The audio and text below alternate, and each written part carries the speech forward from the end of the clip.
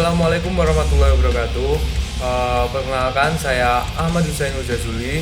Saya mahasiswa dari Bapak Yusuf di mata kuliah Hukum Perlindungan Konsumen kelas 7G. Jadi berkenaan saya membuat video ini, saya akan membuat sebuah review dari buku tentang hukum perlindungan konsumen yang nantinya akan menjadi tugas ujian tengah semester hukum perlindungan konsumen kelas 7G. Jadi untuk buku yang sudah saya baca ini yaitu tentang hukum perlindungan konsumen juga, judul bukunya, yang ditulis oleh Yesi Kusumadewi SHMH dan Grace Sharon SHMH. Jadi teman-teman di sini semuanya saya sudah menghargai akan karyanya Mbak Yesi dan Mbak Grace. Jadi saya akan mereview beberapa yang dari subjudul, dari beberapa materi-materi yang sudah saya baca di bukunya Mbak Yesi dan Mbak Grace ini, dan nanti mungkin secara spesifiknya saya akan mengulik yang satu bab yang menurut saya itu yang paling favorit bagi saya mengenai hukum perlindungan konsumen.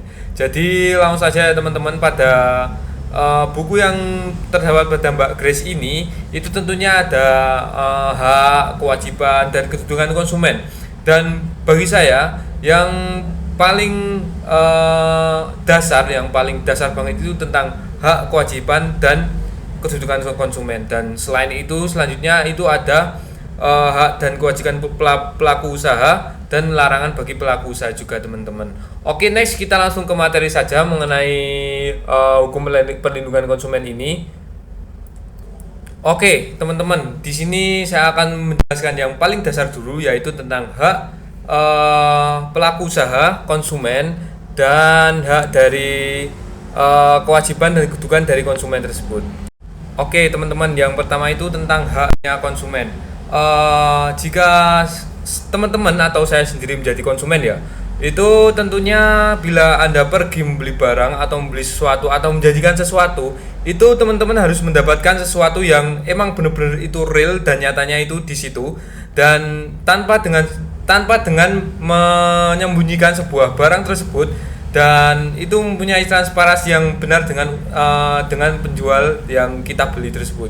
Nah, dari itu keterbukaan yang benar, jelas, dan jujur itu bisa membuat kita itu akan terpincut akan barangnya tersebut, dan keterbukaan itu merupakan hak dari konsumen. Dan jika dapat penyimpangan yang merugikan, konsumen berhak untuk didengar, memperoleh advokasi pembinaan pelakuan yang adil, serta kompensasi untuk sebagai ganti rugi. Semisal nih teman-teman itu membeli mobil, nah ternyata mobilnya itu cacat, di dalam eksteriornya itu emang benar-benar baik, dalam interiornya juga baik, tapi ternyata itu di dalam mesinnya itu olinya nggak pernah diganti, sehingga pistonnya itu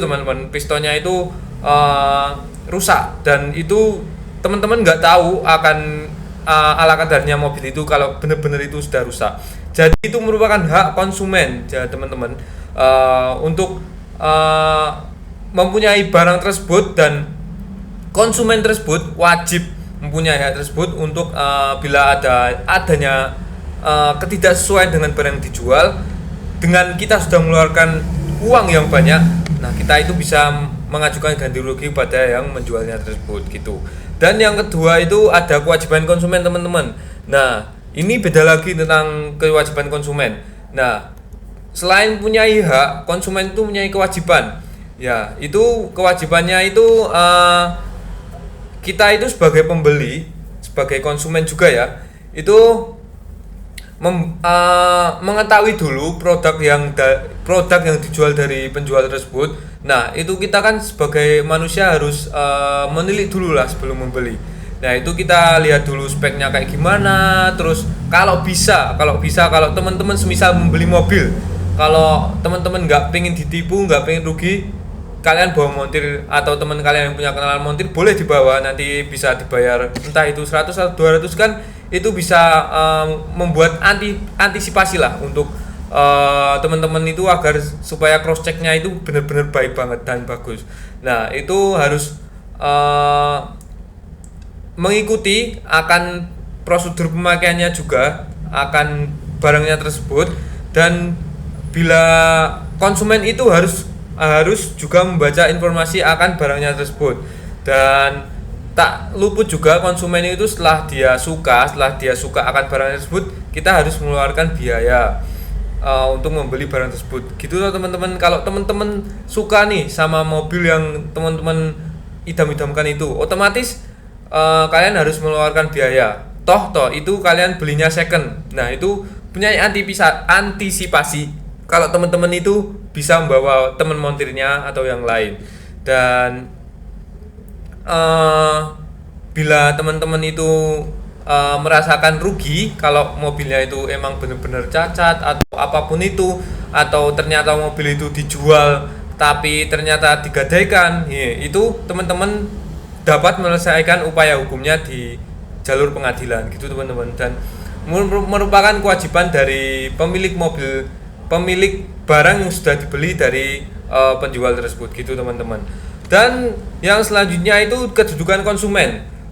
Kalau dalam bukunya Hukum Perlindungan Konsumen ini, pelaku usaha itu dan konsumen seimbang sehingga tidak perlu perlindungan. Jadi dalam konsepnya itu seimbang antara pelaku usaha dan konsumen.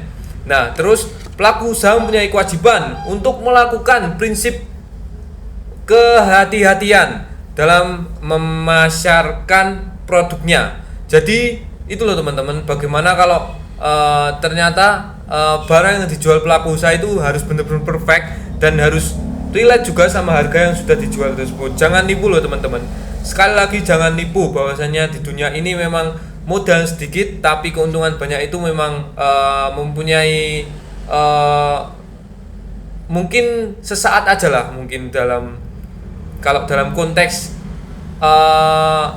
sosial ya teman-teman. Tapi kalau dalam konteksnya hukum perlindungan konsumen itu, kalian pasti bisa dituntut kalau Anda itu melakukan sebuah menjual barang yang tidak sesuai, atau dari pelaku usaha maupun konsumen itu melakukan wan prestasi. Dan untuk ancaman dari wan prestasi itu juga bisa diancam dalam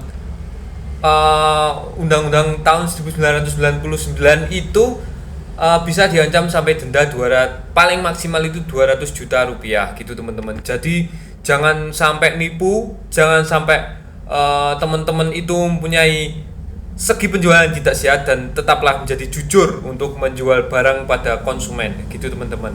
Nah, terus pelaku usaha ini juga mempunyai kewajiban untuk melindungi konsumen, tetapi hal itu baru dapat dilakukan apabila di antara mereka terjalin suatu hubungan kontraktual. Nah, di situ kan kalau teman-teman membeli nih, nah itu tentunya teman-teman itu mengadakan kontrak perjanjian, atau dalam bahasa kerennya itu MOU. MOU-nan itu disepakati oleh pihak pertama dan pihak kedua. Pihak pertama, kalau saja pihak pertama itu bisa menjadi penjual, pihak kedua itu bisa menjadi pembeli. Itu teman-teman. Jadi kalau kesepakatannya sudah sesuai, maka kesepakatannya teman-teman itu bisa disepakati dengan tanda tangan dari pihak pertama dan pihak kedua. Tapi apabila semisal nih, kalau ada dalam jual beli atau hutang piutang mengenai antara pelaku usaha dan konsumen, contohnya kreditur dan debitur. Nah, terus dari debiturnya itu tidak bisa membayar akan utangnya yang senilai 100 juta rupiah yang diajukan pada bank tertentu. Nah, itu tidak sesuai dengan kontrak di awal ya teman-teman. Ini ya, notice lagi kalau teman-teman sekiranya nanti mempunyai lapangan usaha, itu benar-benar uangnya dibuat untuk usaha, karena bank kan itu kan menghimpun dana masyarakat dan ibaratnya meminjamkan pada masyarakat juga tuh, menghimpun dan mengeluarkan dana ke masyarakat. Nah, itu kalau teman-teman minjam di bank terus 100 juta nggak bisa balikin, untuk embel-embelnya modal usaha, ternyata dibuat judi, dan itu uangnya dari yang temen itu ludes dan tidak bisa membayar utang di bank tersebut dengan bunga sekian-sekian, maka dari hal tersebut merupakan wan prestasi, dan dari MOU yang sudah disepakati di awal itu mempunyai tempo jatuh tempo tertentu, entah itu dalam 1 bulan dicicil berapa juta, entah itu 20 juta atau dalam tempo 5 bulan, 6 bulan. Nah, itu kalau teman-teman tidak bisa membayar, maka dari pihak banknya itu bisa menuntut teman-teman, dan itu merupakan masuk dalam gugatan sederhana, karena gugatan sederhana itu di bawah 200 juta. Itu teman-teman. Ya, kalau teman-teman ingin mempunyai usaha, mempunyai lapangan usaha, boleh Anda teman-teman meminjam pada bank. Tapi jangan lupa untuk mengelola dana usaha itu menjadi baik, dan untuk kedepannya itu bisa menjadi jalan lah untuk membayar hutangnya ke bank tersebut. Terus prinsip kontrak bukan merupakan syarat. Kontrak bukan merupakan syarat untuk menetapkan eksistensi suatu hubungan hukum. Ya, jadi kontrak itu bukan merupakan syarat sebenarnya. Yang penting itu teman-teman itu bisa menggugurkan apa yang sudah dipinjamkan dari contohnya dari bank kepada kepada Anda yang sudah meminjam. Nah, itu bisa menggugurkan kewajiban teman-teman untuk membayar angsuran setiap bulannya gitu, teman-teman. Nah, selain akan hak, kewajiban dan kedudukan dari konsumen, nah di sini juga ada hak dan kewajiban pelaku usaha. Kalau pelaku usaha itu apa sih, teman-teman? Pelaku usaha itu juga diatur dalam Undang-Undang Nomor 8 Tahun 1999. Jadi pelaku usaha nih itu diantaranya kalau nggak salah itu hak untuk menerima pembayaran yang sesuai dengan kesepakatan mengenai kondisi dan nilai tukarnya barang yang sudah diperdagangkan dari konsumen tersebut. Jadi menerima pembayaran semisal nih, kalau saya pelaku usaha, kalau Anda itu membeli barang saya, maka Anda itu wajib membayar yang sesuai dengan apa yang saya jual belikan. Nah, gitu. Kalau dari teman-teman tadi kan sudah konsumen. Nah, sekarang saya sebagai pelaku usaha. Nah, kalau semisal nih saya juga dituntut akan barang tersebut, tapi saya merasa barang tersebut itu kalau saya jual itu dalam keadaan utuh, keadaan baik. Kalau saya dituntut, maka saya juga mempunyai hak untuk membela diri. Karena dalam hukum itu setiap orang itu wajib membela dirinya di hadapan hukum, gitu, teman-teman. Kalau semisal nih teman-teman itu dituntut karena barangnya itu yang saya jual, teman-teman, semisal nih saya menjual barang dan saya dituntut karena barang saya jual, mobil saya itu butut, ternyata olehnya nggak pernah diganti atau apapun itu, tapi ternyata itu merupakan bukan kesalahan saya, tapi itu memang benar-benar dia atau mengganti mesinnya dengan yang lain sehingga dia mencari-cari masalah dan menuntut saya, maka saya itu setelah saya bisa membela diri, saya menang, saya untuk rehabilitasi nama baik apabila terbukti secara sah hukum itu saya sudah dinyatakan tidak bersalah, gitu, teman-teman. Jadi sebagai pelaku usaha kita juga bisa membela diri bahwasanya kalau kita itu dituntut akan barang kita jual tersebut, gitu, teman-teman.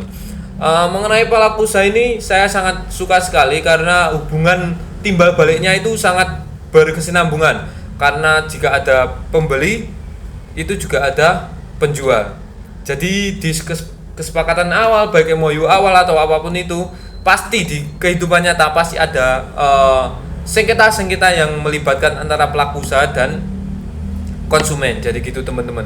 Nah, kalau kewajiban pelaku usaha itu yang kita bahas di konsumen tadi, kalau haknya konsumen kan diberi informasi yang benar. Nah, pelaku usaha itu memberi informasi yang benar kepada konsumen. Kalau ternyata emang mesinnya ada yang rusak sebagian dan itu berimpact pada harganya mobil yang semula 120 juta menjadi 110 juta, itu ditransparasikan aja, teman-teman. Toh itu kalian bukan nipu, tapi teman-teman sudah berusaha jujur dan berikan informasi yang benar pada konsumen yang membeli barang yang saya jual, contohnya loh ya, gitu, teman-teman.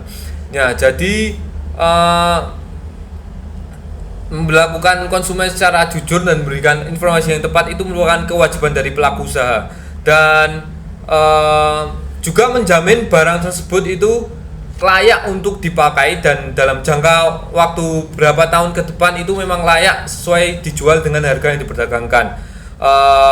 Dan memberikan kesempatan juga untuk konsumen itu mencoba. Seperti kalau saya jual mobil nih, silahkan tuan, mas atau mbak bisa mencoba dulu mobilnya atau bisa cek dulu mesinnya. Kalau terakhir, jika teman-teman emang lupa atau lalai dalam cross check barangnya tersebut, dan nanti kalau teman-teman itu digugat bahwasanya barangnya itu ini mas ada yang rusak dalam kabin mesinnya, di kabin oli atau hal yang sebagainya, kalau teman-teman itu ada keluput atau kelalaian dalam mengeceknya, itu teman-teman itu wajib mengganti rugi. Nah, kita kan menjual kan juga harus tanggung jawab, itu merupakan kewajiban dari pelaku usaha, dan kewajiban hak dari pelaku usaha itu berkesinambungan semua akan konsumen. Jadi barang yang anda jual, barang yang anda perjualbelikan, perdagangkan, itu harus mempunyai tanggung jawab yang penuh, karena bahwasanya untuk menjalin iktikat baik lah, hubungan yang baik, kalau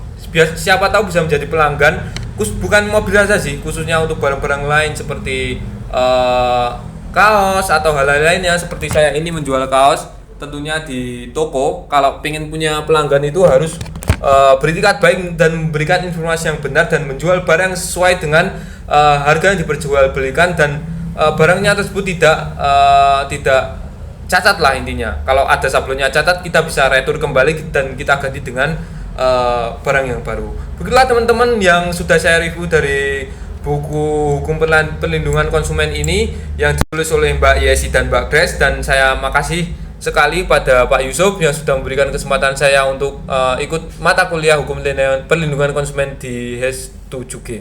Dan makasih, wabillahi taufiq wal hidayah, wassalamualaikum warahmatullahi wabarakatuh, dan semoga ilmunya berkah teman-teman.